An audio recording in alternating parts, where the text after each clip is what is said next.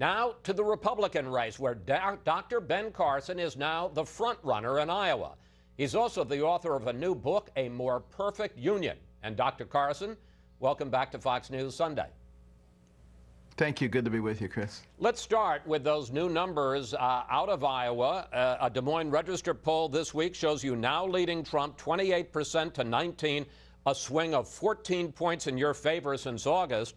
A Quinnipiac poll has you leading Trump 28% to 20%. And in that poll, an astronomical 84% of Iowans have a favorable opinion of you, only 10% unfavorable. Dr. Carson, what's going on? Well, I think people are actually having an opportunity to listen to me.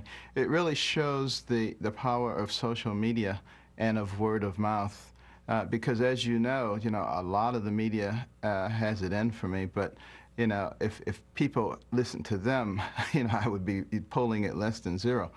But the fact of the matter is, this is a very serious time in our nation.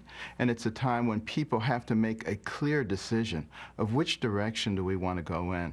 Is truth and integrity something important? Are traditional American values something important? Or are we ready to turn over everything and get rid of all of our values for the sake of political correctness? This is a very crucial election. This is also one of the few times that Donald Trump has trailed in the polls. Here was his reaction. We have a breaking story. Donald Trump has fallen to second place behind Ben Carson.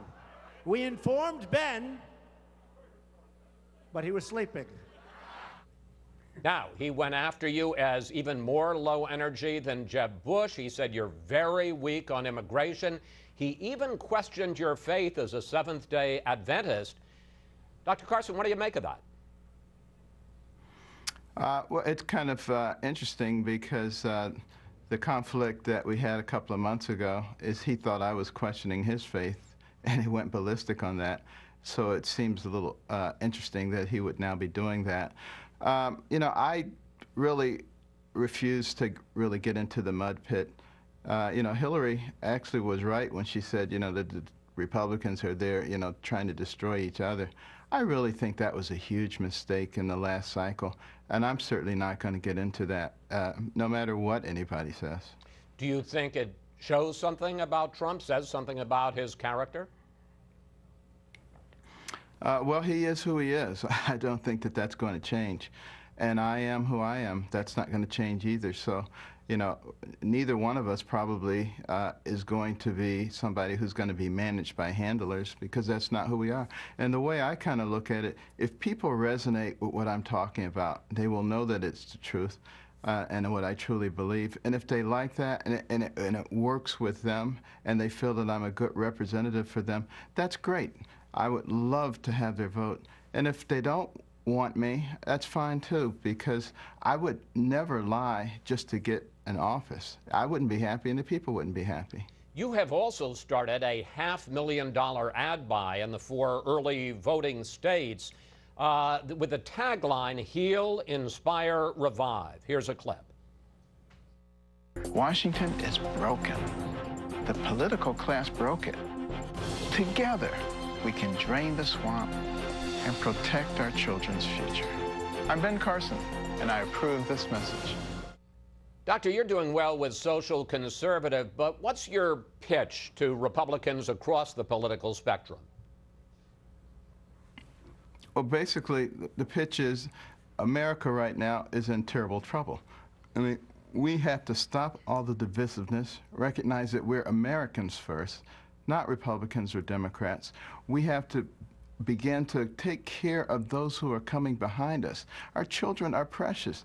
The fact that we could be spending up their future, and some people don't even think it's a problem, we have to become fiscally responsible, and it's absolutely crucial that we deal with the global jihadist movement and with Putin's ambitions and with all the things that are going on that are because we have not taken a leadership position in the world. Well, let me pick up on that, because obviously as you rise in the polls, your policies, your plans attract new attention, especially your plan to end Medicare, which serves 49 million senior citizens and Medicaid, which serves 72 million low-income Americans. Before we get into your plan, let me make sure I've got this right. Dr. Carson, you would end Medicare? No, that is completely false. And that's a narrative that somebody's putting out there to scare people. What the program that I have outlined using health savings accounts starting from the time you are born until the time you die largely eliminates the need for people to be dependent on government programs like that. But I would never get rid of the programs.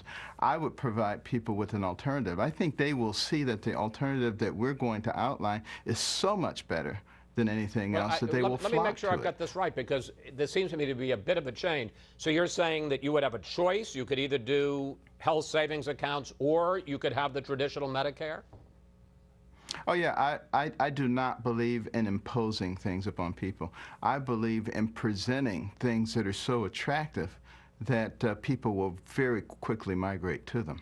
But here's the concern a lot of people have about this plan. You would give the same $2,000 a year to every individual, whether it's a low-income sick person. No. Well, that's what you were saying, sir. That's the old plan. That's been gone for several months now. The plan now for funding health savings accounts is using the same dollars that we use for traditional health care. We already spend twice as much per capita on health care as many other countries in the world, utilizing that money. The place where the government would come in is with the indigent, because that's where Medicaid comes in. The Medicaid budget is $400 to $500 billion a year, and we have 80 million people who participate, which is way too many, and we can fix that by fixing the economy. So how does the health savings account work if there's no government subsidy? Well, let me just tell you, I'm telling you right now, with the indigent people, 80 million into 400 billion goes 5,000 times. $5,000 each man, woman, and child. What could you buy with that? A concierge practice generally costs $2,000 to $3,000 a year, and you still have a couple $1,000s left over for your catastrophic insurance, which is much cheaper now because the only thing coming out of it is catastrophic insurance. But everything else is going to come out of your health savings account. How do you get the money for your health savings account? I'm not talking about Medicaid. I'm talking about Medicare, because you used to say that you were going to end Medicare and have a $2,000 government fee to every individual, man, woman, and child. That is off the table. We're not having the government do that. I don't want a big government program. The one thing about me, I'll tell you something. I'm not a politician, so I don't say that because I thought this a while ago before I had an opportunity to talk to a lot of economists and various people and cost it out, that I can't change my mind. One of the things that's very important about our country is we have a lot of incredibly smart people with a lot of experience doing things. I listen to that. When I'm out on the road, I listen to what people have to say. Because sir, how can you have a representative government? I don't mean to interrupt, but I'm a little confused. So if I'm just a regular person, I'm not indigent, and you're going to give me a health savings account, but you're not going to give me any money, why wouldn't I want Medicare? What's the advantage of the health savings account?